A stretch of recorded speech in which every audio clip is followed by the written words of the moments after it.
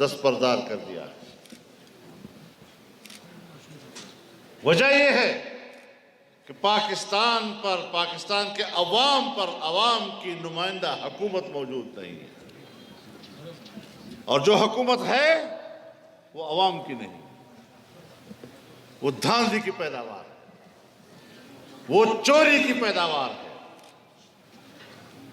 अवाम के मैंडेट पर डाका डाला गया है और फिर कहते हैं आपने बोलना नहीं।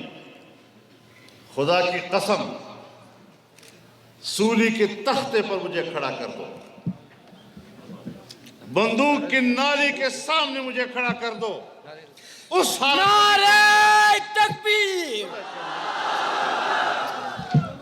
हालत में भी मैं ये कहूंगा, डंके की चोट कहूंगा, पाकिस्तान के ताकतवर इदारों को बता देना चाहता हूं, आप 1000 ताकतवर रहें, बखुदा आपके सामने कहूंगा कि तुमने धांधली की है, तुमने नाजायज हुकूमत कायम की है। हम इस हुकूमत को तस्लीम नहीं कर सकते। नारे तकबीर!